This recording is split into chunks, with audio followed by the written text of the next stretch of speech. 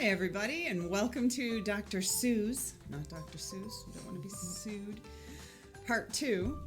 Today we are going to we're going to do part 2 of our third-party actions webinar, and we're going to touch on Kelly and Burns. Section 32 is actually proved to be a little bit ambitious for this presentation, given our time constraints, and we didn't want to go over like we did last time, especially since Melanie has a deposition at 1. So we're going to leave 32s for part 3, which will be on April 28th. I would like to introduce my co-host, who is Melanie Daly, M.A.D. 2. M.A.D. 1. Just to get a little bit of legalese out of the way before we get started, this should be considered attorney advertising, and any prior results do not guarantee a similar outcome. And nothing in today's presentation should be construed as being legal advice. If you have any questions about third-party actions, please consult counsel. And if you want an excellent result and excellent advice, then I would recommend that you contact us. Okay, so let's get started. We're going to do a quick recap from what we did last time, all right? And if you remember, last time we talked about a legal maxim that there's but one recovery for one injury, and we talked about the value of the work injury repeatedly. Remember that there's just one value for the work injury, and the work injury could be comprised of two separate things, two separate avenues for that recovery for the work injury. It could be a workers' comp claim, and it could be a negligence action or a personal injury action, but you only get one recovery, even though there are two paths for that potential recovery. Slide. So it's Section 29 of the Workers' Compensation Law, which allows for those two paths. It is a statutory creation. And so, as I said, there are two potential avenues when you are injured at work for obtaining a recovery when the injury is occasioned as a result of the negligence of another person. And that is workers' compensation and a third-party action under Section 29 of the Comp Law. Slide. Please recall that because of the legal maximum, one recovery, one injury, that what a claimant receives from workers' compensation and from the third party, those two amounts together cannot exceed what would have been received from either action alone. And that's because you only get one recovery for one injury. So you get the bigger of the two, you don't get to keep both. Slide. And that brings us to talking about how we prevent double recoveries. And Melanie, I'm sure you remember how we prevent double recoveries, don't you? Yes, the lien recoveries, which is from the past, not the future. Excellent. And the future is a credit or offset or holiday rights. Right. So the past is the lien, and the future is the credit, offset, holiday. Excellent. So the workers' compensation payer is reimbursed out of a third-party recovery to ensure that there's no double recovery, and the rights for these mechanisms are found in Section 29. When you have benefits that have been paid in the past at the time of a recovery from a third party, those have to be repaid, and then the carrier is relieved from its obligation to make payments into the future by utilizing a credit or an offset or a holiday against the third-party recovery until the credit's used up. And we touched on how when you do consent to the third party, you can suspend benefits at that time. That's right. That's something that a lot of people don't know. When you issue your consent to recovery, which has to be obtained, it's at that time that you can suspend benefits, even if you're under a CCP at the board. So there is case law that will support your right to do that, even though it's actually technically not contained in the statute. Slide. This brings us to our first example. In this example, you're going to see repeated a lot throughout today's presentation. We have a $1 million recovery from a third-party action. At the time of the recovery, how much was paid by the carrier? $150,000. So they have a $150,000 credit? Yeah, no, they have a tricky $150,000 lien. They have a lien of $150,000 at the time of the settlement. And what are they going to exercise into the future? $100,000 credit or holiday or offset. Excellent. Okay, so this is kind of a hypothetical workers' compensation claim, so I just want you to assume for purposes of this illustration that we know at the time of the recovery that $150,000 was paid, which is easy to know. But I also want you to assume that we know, without any speculation, that the future workers' compensation benefits that will have to be paid is $100,000. It's kind of an unrealistic scenario. It's not completely out of the realm of possibility, but it is a little bit unusual because frequently we don't know how much you're going to have to pay in the future in workers' comp benefits. But for purposes of this illustration and subsequent illustrations, I want you to assume that we know definitively that the future benefits that are going to have to be paid on comp are $100,000. So here's your first question. You're going to pull out your phones like we did last time. Hopefully you've already texted. No, you probably haven't. So in order to get signed up for this interactive part of the procedure, you need to text the phrase Melissa Day 929 to number 22333. This will get you enrolled in our Poll Everywhere software, which is the software that we're using today in order to make our presentation interactive. So once you text Melissa Day 929 to the number 22333, you should get a message saying that you have been enrolled in our Poll Everywhere software and that you're able to participate. And then once you are all set up, you can answer questions by texting the answer to the questions that we're posing to you today, A, B, C, or D, to the number 22333. So your first question is, what's the full value of the work injury? Okay, remember, work injury, right? We had $1 million recovery, $150,000 lien, $100,000 in future benefits that are going to have to be paid. And your possible answers are A, $1 million, B, $1.25 million, C, $250,000, or D, need more facts to answer. Please text your answer, A, B, C, or D, to the number 22333. And we'll give you 10 seconds.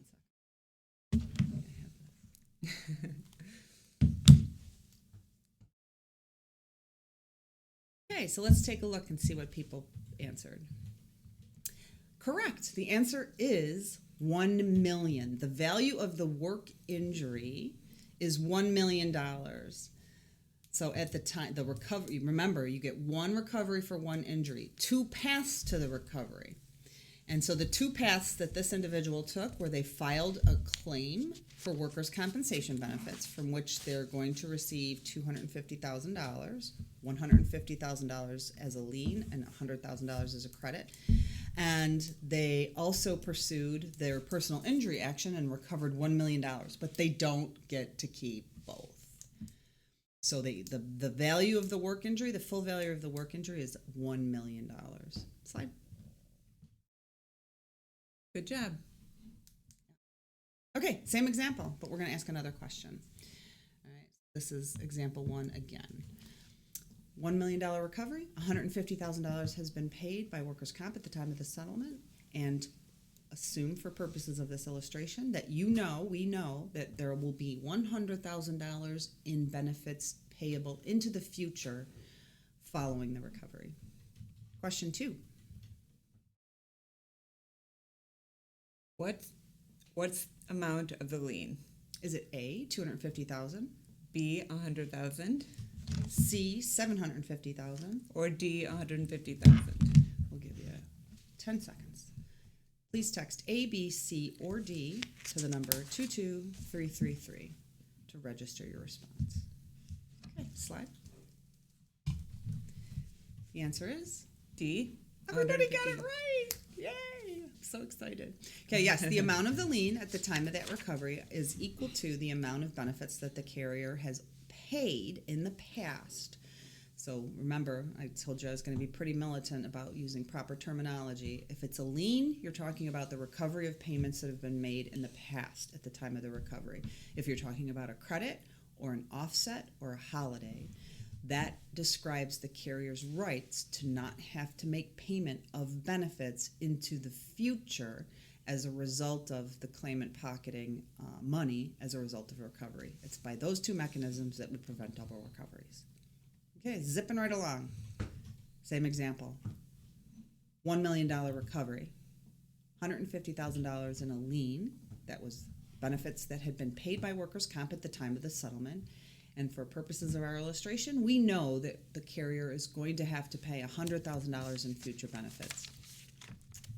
Third question. What value did the claimant and carrier get from the work injury? A, the claimant received $1 million and the carrier got zero benefit. B, the claimant receives $750,000 and the carrier gets $250,000. C, the claimant gets $250,000 and the carrier gets $750,000. Or D, the claimant gets $1 million and the carrier gets $250,000. Okay. Remember, it's a $1 million recovery. There have been $150,000 in benefits paid at the time of the settlement, and there will be $100,000 in benefits due into the future. Please text your answer to 22333. Let's see how people did on this one. Okay, so the answer is C. No, excuse me. B. The claimant gets $750,000 in value, and the carrier gets $250,000. So, very good. The majority, the answer that was picked most frequently is the correct answer. It is that the claimant receives $750,000 from the $1 million recovery after the carrier gets repaid its lien. So the carrier gets repaid its $150,000 lien at the time of the settlement.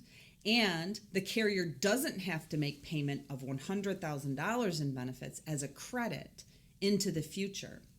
So that means the carrier's benefit is the $150,000 in lien repayment and the $100,000 in credit for benefits it would have had to pay but for the third-party recovery.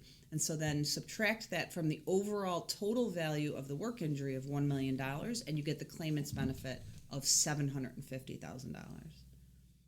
So the correct answer is B. Okay, slide. So remember, we want to look at the relative values of what the claimant gets from the third-party action versus what the carrier gets from the third-party action. So this is just further illustration of that exact principle that we just talked about here. It's a $1 million recovery. The carrier gets repaid at the time of that recovery. It's a $150,000 lien that was paid. It doesn't have to pay $100,000 in future benefits to the claimant because of a credit that it's given. And so you can see that the total benefit to the carrier is its lien recovery of $150,000 and the credit or the holiday that it gets of $100,000 for a total benefit to the carrier of $250,000. So the benefit that the claimant gets from the third-party recovery is $750,000. Melanie, what's the total value in benefits that the claimant gets from the work injury? $750,000 or $1 million? $1 million, okay. Right? Because yes. the claimant gets the full $1 million in value either from workers' compensation benefits or from monies received from the personal injury recovery. Slide, please. Okay, so attorney's fees and costs. Why did we just go through all this analysis? Because when you're thinking about attorney's fees and costs, what we need to decide upon is what value does each party get from the third-party recovery? And by determining that, then you can determine what attorney's fees the party should have to pay as a result of the benefit they received. Okay, so attorney's fees and costs are permitted under Section 29, and what that section says is that the carrier has a lien, and I truncated this a lot. I chopped out the unnecessary parts in the section of the statute to make it more understandable. But Section 29A1 says that the carrier has a lien on the recovery from the third party after deduction of the reasonable and necessary expenditures, including attorney's fees, incurred in effecting such recovery. So what did you have to pay in order to get the money? To the extent of the total compensation paid or to be paid by it. So you can hear right there, paid, that's the Lien. or to be paid by it is the Credit, offset, or holiday. correct. And to such extent, such extent that such recovery shall be deemed. Boy, why don't lawyers talk normally? Such extent that such recovery shall be deemed to be for the benefit of the carrier. Okay, so in other words, you have to determine what the benefit is to the carrier in order to determine what its fees will be on it. Slide, please. Section 29 goes on to continue that should the claimant secure a recovery, the claimant can apply on notice to the carrier to the court in which the third-party action was instituted for an order apportioning the reasonable and necessary expenditures, including attorney's fees, incurred in effecting such recovery. So what that means is that if the claimant and the carrier are unable to come to an agreement at the time of the consent about how much of the attorney's fees that the carrier should bear versus what the claimant should bear, then the claimant can apply to the court where the action was brought in order for the court to apportion how much of the attorney's fees the claimant should have to pay versus how much of the attorney's fees the carrier should have to pay. And how much each party should have to pay is dependent upon what benefit the individual or the entity got from the recovery. So that's why we've been focused on looking at what's the carrier's value, what's the claimant's value. Let's try an example. Same example. We have a $1 million recovery. We have a $150,000 lien, $100,000 in future benefits to be paid, so a $100,000 credit that will be taken. We just saw the claimant's benefit there is $750,000. The carrier's benefit is $250,000.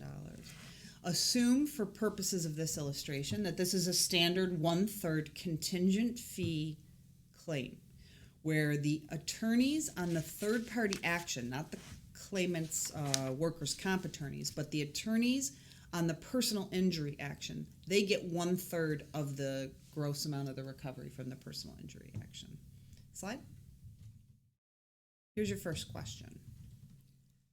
How much are the attorney's fees on the $1 million recovery? It's a 1/3 contingent fee arrangement, and the recovery is $1 million.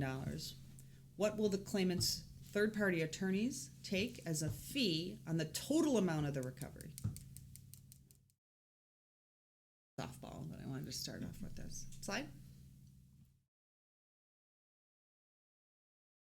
Okay, the answer is C, $333,000, $333,000, you take the $1 million recovery and you take 1/3 of that in order to figure out what the personal injury attorney's fees will be from obtaining that recovery. So that's what they earned in order to get a $1 million recovery. Now, we have fees of $333,000 that we know we're going to have to pay to the claimant's attorneys for the personal injury recovery. How much does the claimant pay versus how much does the carrier pay? Slide.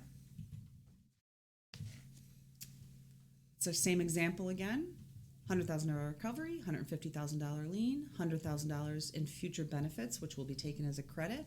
Claimant's benefit $750,000. The carrier's benefit is $250,000. And we just saw that this is a 1/3 contingent fee arrangement. Let's go to our next question. What should the claimant's attorney's fees be? Hint, what's the value? So now I'm looking for, this question wasn't worded that great, but what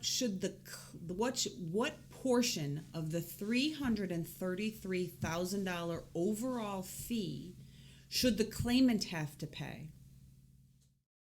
What's the claimant's benefit? What's the value to the claimant? And then they should have to pay 1/3 of that benefit, because that's the contingent fee arrangement. So is it A, $333,000? B, $83,333. Or C, $250,000? Slide.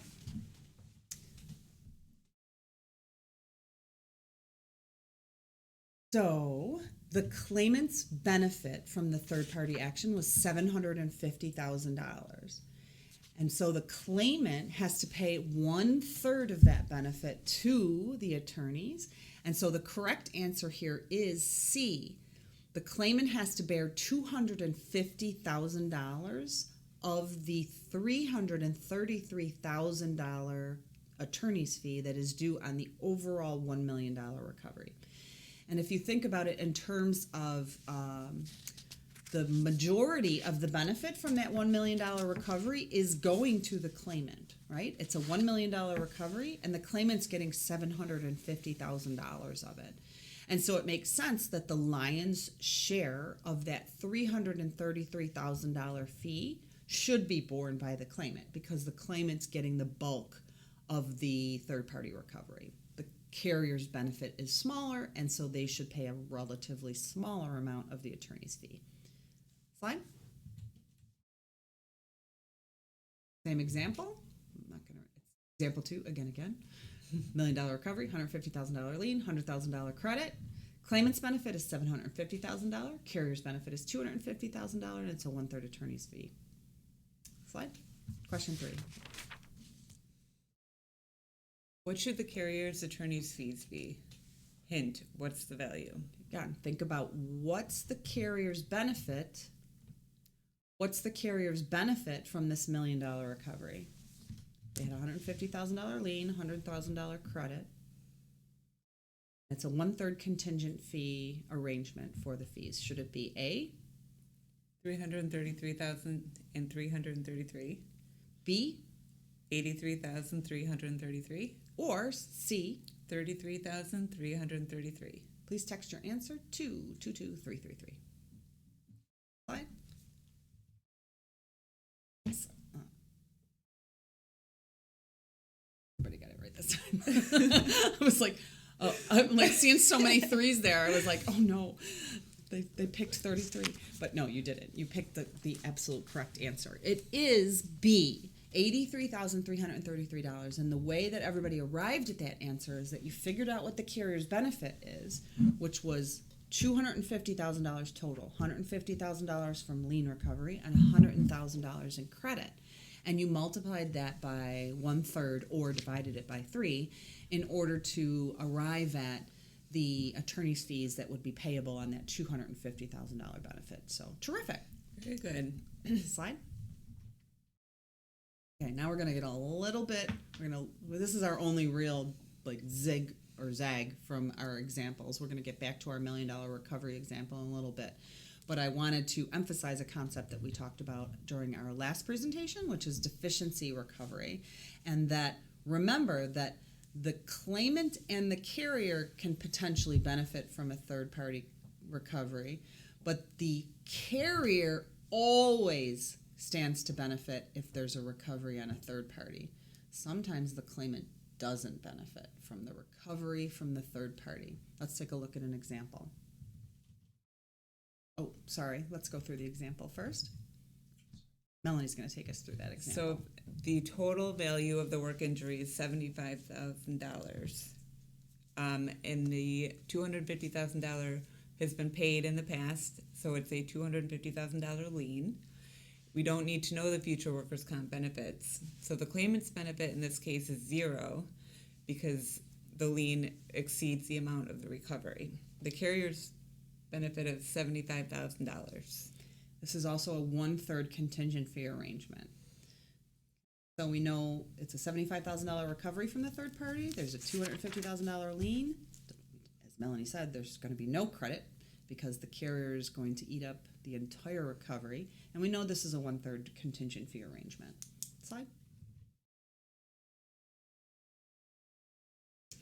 After the attorney is paid, what's the lien recovery and what's the value of the credit?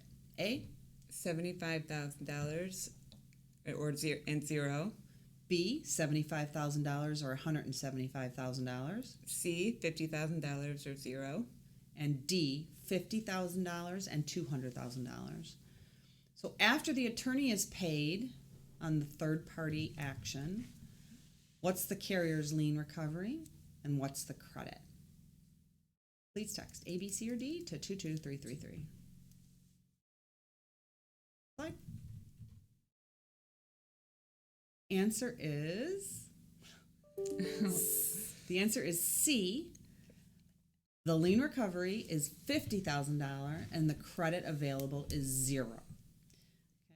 The a carrier's benefit, remember, is actually, can I back up 2 slides, please, to the example?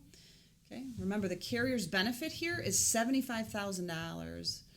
Okay, because they're getting the full benefit of the third-party recovery, but they don't get that full benefit for free because there were attorneys involved who assisted the carrier in getting that $75,000 benefit.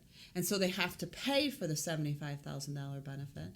And so their lien is reduced by the amount of the attorney's fees, which in this matter were 1/3. It was a 1/3 contingent fee arrangement. And so the carrier actually recovers $50,000 of its lien because it has to pay for the benefit it received.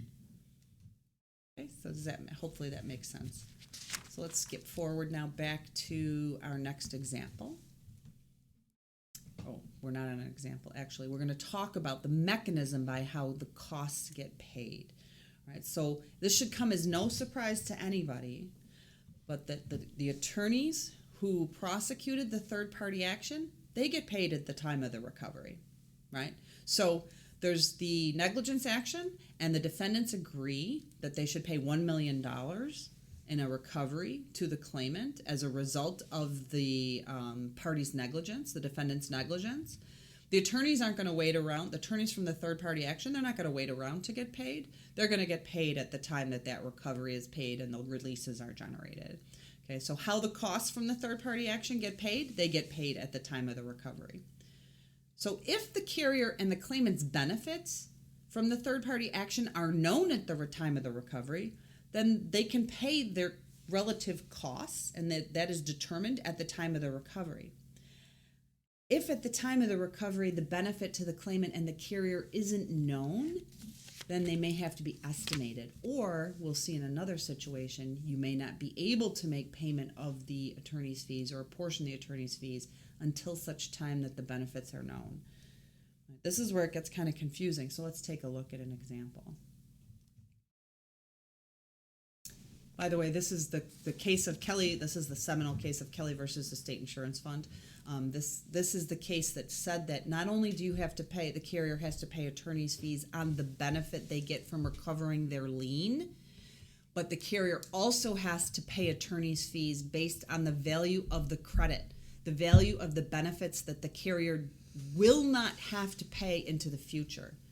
The problems come in if you cannot determine the amount of those future benefits.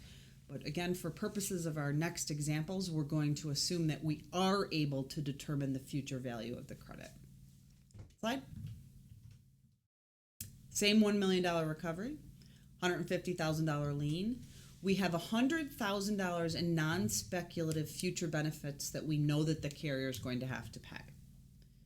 Okay, so it's a case where there's been a finding of no further need for treatment, and it's a 400-week case at $250 a week. So we know that the indemnity, the future value of the indemnity is going to be $100,000. Same cost. It's a $1 million recovery. It's a 1/3 contingent fee arrangement, and so total costs for the recovery are $333,000. That's what the claimant's attorneys on the third-party action will expect to be paid at the time that the $1 million recovery is paid. Question. Oh, no, I have another explanation file. So we're on the same analysis here, right? Claimant's benefit is still $750,000 here because we have the $150,000 lien and we have the $100,000 credit. Carrier's benefit's $250,000. Claimant's benefit from the third party is $750,000. The claimant's share of the costs here is going to be $250,000, 1/3 of the benefit to the claimant. Claimant's benefit is $750,000, and so the claimant's share of the attorney's fees is $250,000. The carrier's share of the cost is $83,000. This is the example that we just looked at.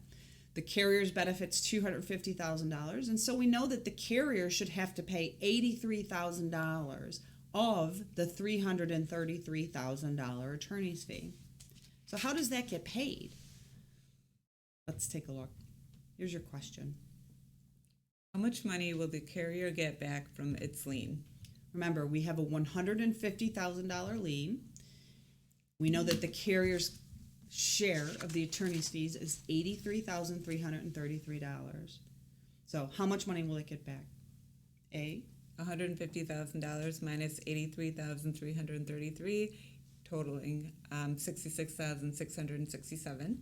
or will it be B, $150,000 minus $50,000 for a total of $100,000?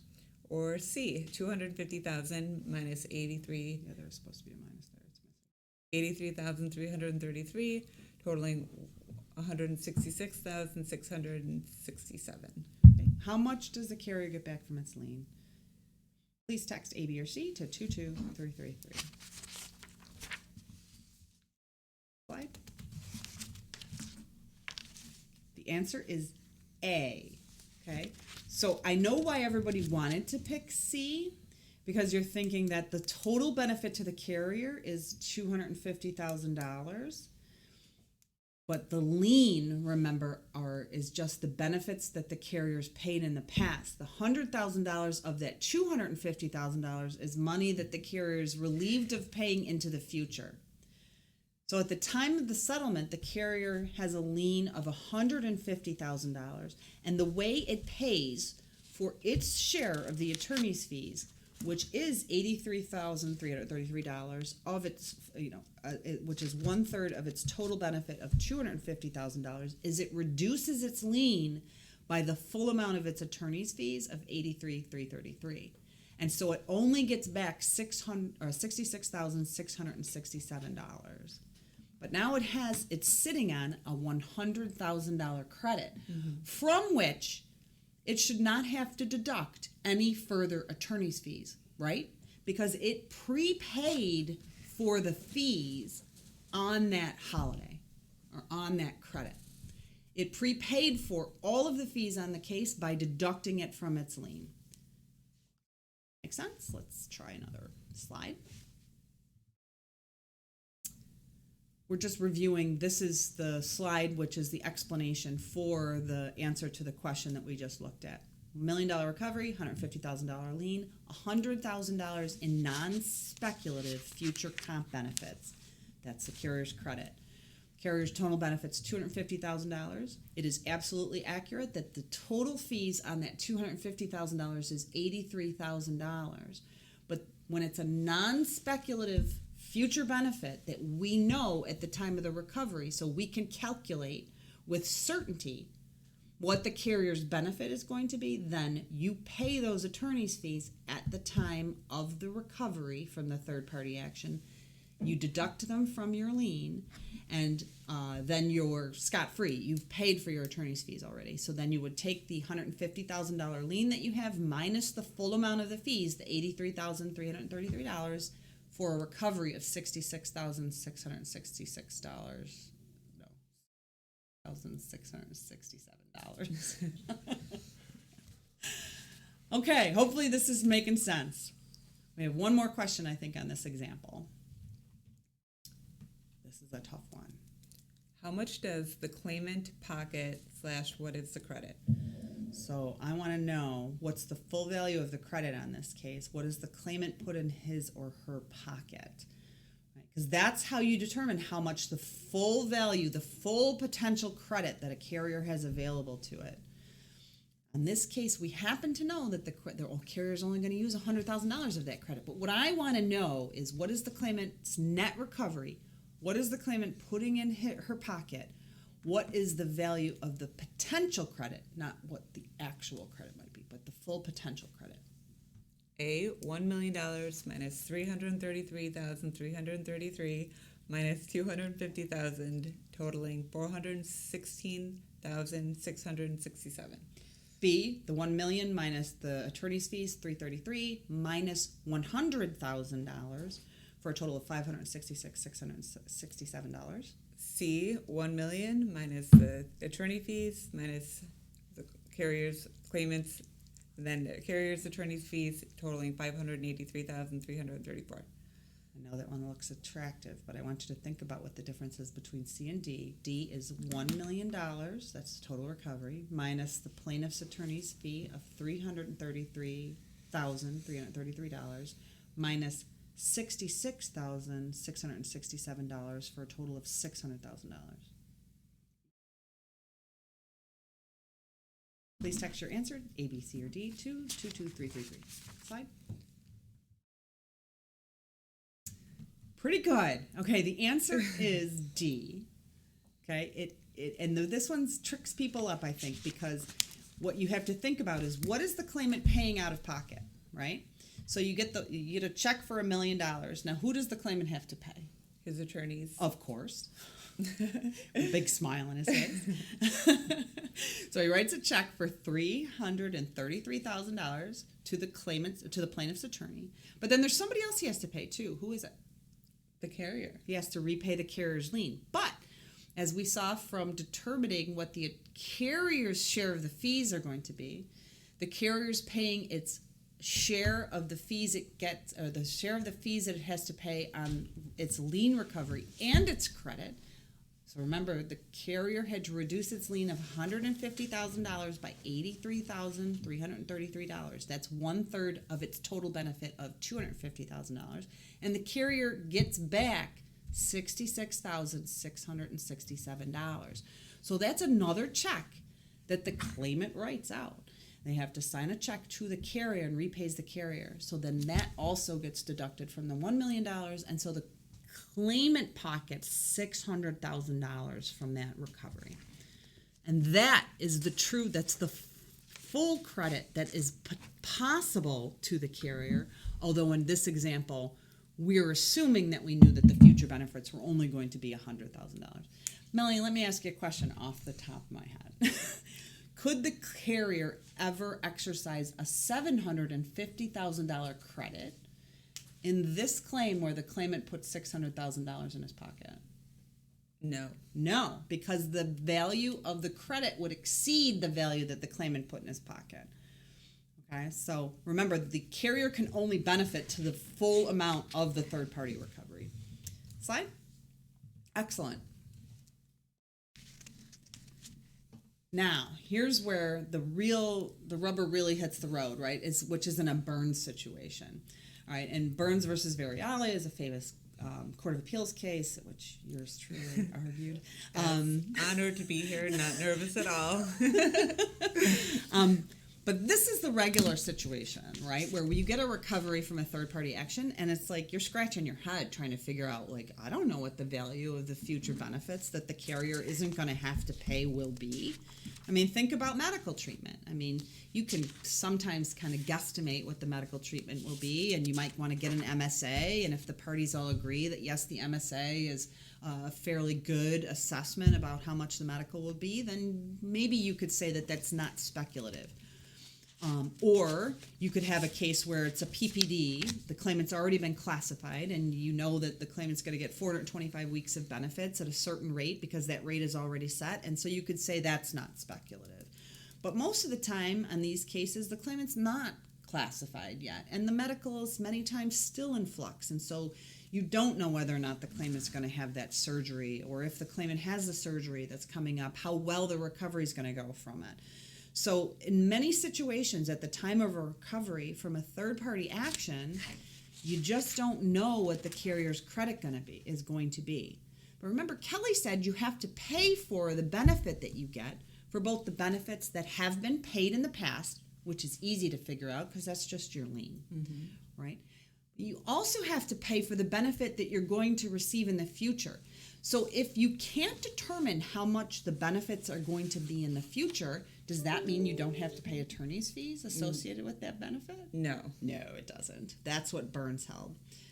So how do we figure that out? How does a carrier pay for the attorney's fees with a credit that you don't know yet how much of that credit you're going to be able to enjoy as a benefit? Let's take a look at an example. Same example, except that now we don't know the value of the future credit. $1 million recovery, Oh, I think that I meant to change the value of that lien recovery, because I think it was $150,000, correct? Yes, I believe so.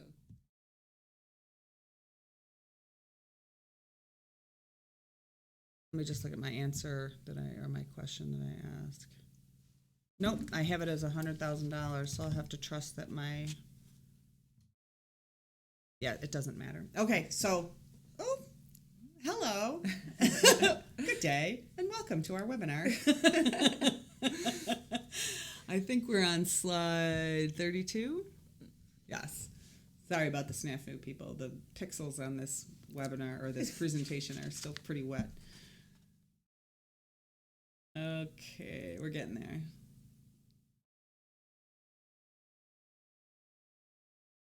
There we go. All right, don't forget to reset the question. Oh, I need you to go back one. Okay, sorry about that. So we have $1 million recovery, a $100,000 lien, and at the time of the $1 million recovery, the value of the future compensation that's going to have to be, workers' compensation, that's going to have to be paid to the claimant is speculative. We don't know if the claimant's going to be classified with a PPD. If he is, we don't know the amount that it's going to be. We don't know what the LWIC is going to be, and we don't know what the medical is going to be. As opposed to like a death claim or a loss of use, which is known at the time. Or somebody who's already been classified with a PPD and has been found to be attached to the labor market. Like, there are lots of different variables. But scenarios. Correct. Melanie's absolutely right. So this is a case where it's speculative. Attorney's fees are not as speculative, though. It's a 1/3 contingent fee arrangement. Let's continue on looking at this example. Next slide, please. So the carrier's known benefit is $100,000. We know that the carrier is going to be repaid its lien of $100,000. Okay, and we know the costs associated with that benefit. It's going to be 1/3 of the known benefit, so it's $33,333. So the carrier's lien will get reduced by $33,333. So now they've paid the fees, the attorney's fees associated with their $100,000 benefit by only collecting $66,667. Claimant's net recovery is $600,000. That's the $1 million credit or $1 million recovery minus the attorney's fee of $33,333 and the lien repayment to the carrier of $66,667. Okay, so the claimant has pocketed $600,000. So what's the value of the credit? You were napping. 33 cents. Sorry. That is on the screen. And that is an answer I was to a different question that question. wasn't asked. But The value of the credit is, I'm sorry, I wasn't paying attention. that's okay. The claimant's net recovery is $600,000. So what's the value of the potential credit to the carrier?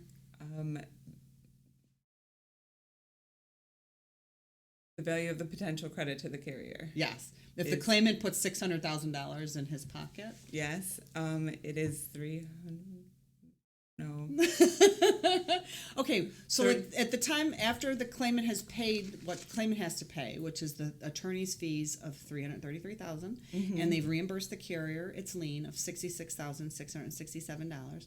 So the claimant now from the third party has pocketed $600,000. Yes. Okay, so the carrier now doesn't have to make payment of workers' compensation benefits until such time that those benefits exceed what the claimant has pocketed from the third-party recovery, so $600,000. So the carrier's credit is $600,000. That's its potential credit. All right. Thank you. Sure. So it's not necessarily that the carrier is going to get that full value. All we know is that it has a potential credit in the amount of $600,000 because it doesn't have to make payment again until the workers' comp benefits would exceed $600,000 because that would prevent a double recovery. Okay? Correct. So the way Burns, the carrier pays for its benefit under a Burns situation where the future benefit is speculative is that once the carrier doesn't have to pay $1 that it otherwise would have had to pay but for the fact that the claimant had a third-party action from which he pocketed $600,000, it's at that time that the carrier has to pay the attorney's fees associated with that benefit. So the second the benefit it's not going to work out that way in practice, but we'll get to that. Okay, but the second the carrier is relieved of having to pay $1 as a result of the credit, then it has to pay for that benefit. It's no longer speculative, it's known. Once it's known, then the carrier pays for that benefit with what's called a Burns payment. Slide. Let's take a look at an example. Okay, question 10. Claimant classified PPD and entitled to $900 per week. What is the Burns rate? So, but for the third-party recovery and this $600,000 credit, the carrier would have to pay $900 every week on this claim. So the question is, if the first week where the carrier doesn't have to pay $900, this is a 1/3 contingent fee arrangement. The carrier's benefit for that first week is known now. It's $900 that it doesn't have to pay. So what is the Burns rate? What are the attorney's fees associated with that $900 benefit that the carrier now has enjoyed? Is it A, $900, B, $600, C, $300? Please text your answer, A, B, or C, to 22333. What are the Burns rate is another way of saying what are the attorney's fees associated with a benefit that the carrier is receiving from a credit on a third-party action. Carrier hasn't had to pay $900 a week. The carrier now has to pay attorney's fees associated with that benefit, and the carrier is going to pay attorney's fees in the same ratio that the attorney's fees were to the entire recovery, 1/3. It was a 1/3 contingent fee arrangement. Let's take a look at the answers. Excellent. The answer is C. The Burns rate, people might have gotten this flipped. Okay, the claimant gets $600, the credit is used up at $600 a week. The carrier actually has to pay $300 to the claimant to reimburse the claimant essentially for attorney's fees that he prepaid. Remember, he got that checkbook out and he wrote the attorneys from the third-party action. He wrote them a check for $333,000. So the claimant paid the attorneys the full fees that they were due when he got the recovery from the third-party action. Because at that point, he's the one who's got all the money. As soon as there's carriers taking advantage of the credit, right, they now have to pay for the fees associated with that benefit. And so they repay the claimant for the amount of the attorney's fees that he prepaid by cutting that check for the big $333,000 payment. So now the carrier repays the claimant $300 out of the $900 because it would have had to otherwise pay $900 to the claimant. Let's try one more example, one more question that will hopefully illustrate what the Burns payments look like. Claimant has $90,000 surgery. How much of the surgery does the carrier have to pay? Okay, so there's a $90,000 surgery that the claimant has to have following a recovery from that third party. He's got $600,000 in his pocket, right? So he needs to now cut a check for $90,000 for surgery that the carrier would have otherwise had to pay, but for this recovery from this third party action. So this is no longer a hypothetical, future, unknown, speculative benefit to the carrier. This is now a known benefit to the carrier. What the carrier knows is that it didn't have to pay $90,000 for that surgery. So what is the Burns rate? What does the carrier have to pay to the claimant as a result of not having to pay $90,000 overall? Is it A, $30,000? B, $60,000? Or C, $90,000, but the credit gets reduced by $90,000? Please text your response to 22333.